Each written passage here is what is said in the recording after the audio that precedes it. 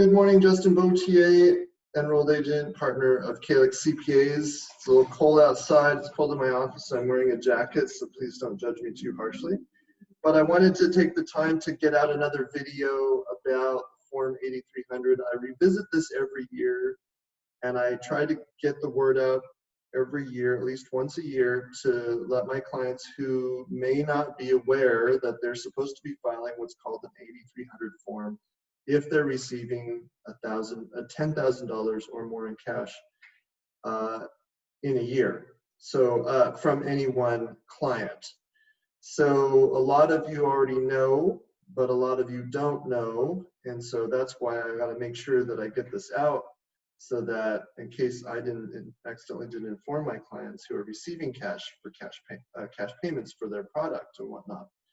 So the 8300 is a form put out by the federal government for tracking potentially crimes for drug trafficking and whatnot. And it's kind of silly now because there are so many of these 8300s going out that I don't see how it could be of any use.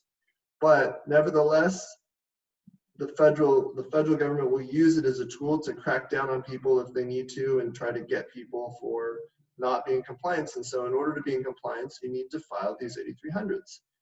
So what it means is, like, when your customer pays you an accumulated total of over $10,000 per year, or then you need to actually, it's not even per year, it's like when they pay you over $10,000, then you need to file an 8300. It may even be, so a little bit may have been paid in November and then a little bit more in December, and once it reaches $10,000, then you need to file an 8300. And then you need to file an 8300 for all other increments. So maybe, like, within the first few payments they pay you over $50,000. Well, you have to file an 8300 for when that happens. And then if you receive another transaction or multiple transactions, then all of a sudden will add up to over $10,000. You have to file it again. The due date is 15 days from the time that you receive the payment. So technically, you really need to be doing this frequently and quickly. I don't think you're going to necessarily get in trouble for not doing it, but the IRS, especially in the early rec days in Colorado, the IRS was trying to make a point out of people, an example out of people, and they were cracking down on not filing this Form 8300. So you need to be doing this.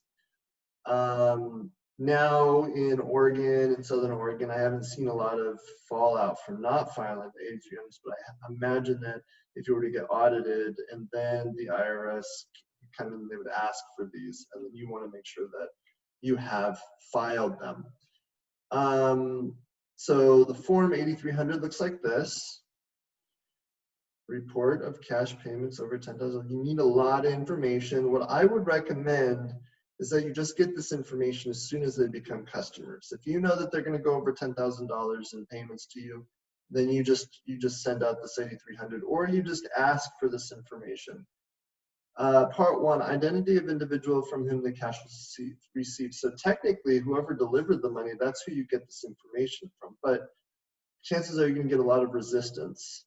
So you may want to just get the identity of the person who owns the business that's buying from you and getting their personal information. You have to have their personal information.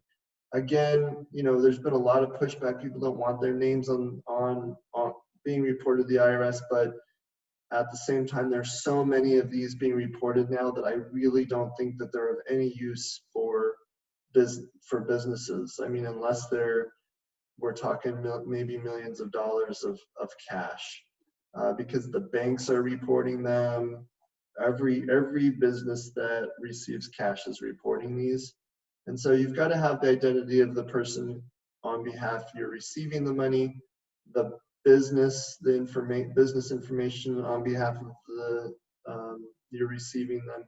You put in the description, U.S. currency, You put in what is being purchased, and that's a little bit of a hard one. You can click J and then write in what it is that you have received, or for what the money was received, or you can just say maybe personal property and leave it at that. And then of course your property. A good resource for more information is IRS Form 8300 Reference Guide. You can Google it. It talks about what constitutes money, cash, and this is kind of funny here. What constitutes cash is cash, foreign cash, United States cash. Cash may also include cashier's checks, bank drafts, traveler's checks, and money orders with a face value of $10,000 or less. So what's interesting is if the face value has more than $10,000, then it's not cash. Now, money orders, they don't really come in any form less over $10,000. If you could find them, let me know where to get those money orders. But cashier's checks often can be more. And if you do issue a cashier's check for more than $12,000 or $10,000, then you don't have to file an 8300. So that's what's funny to me. They use this example: auto dealership sells a vehicle for $12,000. The customer pays with the cashier's check having a face value of $12,000. The cashier's check is not treated as a cash because its face value is more than $10,000. The business does not need to file an 8300. But you guys are going to get cashier's checks. You're going to get money orders. You're going to get cash. You typically need to file these. You do need to file these. Now, where to file Form 8300? You can, if you're only going to file like one or two of these, maybe don't worry about filing them online. But if you're going to file these pretty frequently, then you may want to go ahead and e-file them. So you go to the BSA e-filing system, Bank Secrecy Act. So this is where the banks go in order to file them. You can enroll here. I haven't ever enrolled myself because I don't do too many of these every year. I rarely get over $10,000 in cash. So you start the enrollment process here, but then once you have an account, you can file these very quickly. Form 8300. The website doesn't have a lot of information on the 8300 here, but once you enroll, you'll see that you can file these. FinCEN is the organization that you're filing with, which is the Financial Crimes Enforcement Network, FinCEN, FINCEN. So understand that this is going to the federal government, and the information is being used to track money laundering and whatnot. But before legalization and marijuana has started to become decriminalized, it was actually probably useful. Now these aren't probably very useful, but nevertheless they are required, and if you don't file them, then there could be some fallout. So if you have any more questions, again, a really good place to look for information is this guide, IRS Form 8300. You can Google it. The Form 8300 can also be Googled, Form 8300, and then it will come up here, and you can send these.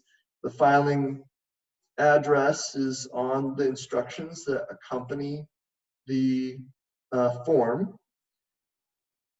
I don't know where it is exactly right now, but it's in the instructions someplace. Then if you're going to be filing a lot of these, you probably want to go to this BSA e-filing system and enroll, becoming a registered e-filer. Again, if you have any other questions, you can always give my office a call, but everything is pretty much here. And there's plenty of information on who has to file and for what and what constitutes. what constitutes cash and how much, and the frequency in which you need to file. So thank you very much, and also take a look at my video that I sent out on 1099s, which is probably a little bit more important, or equally as important, if not more important, to consider this time of year.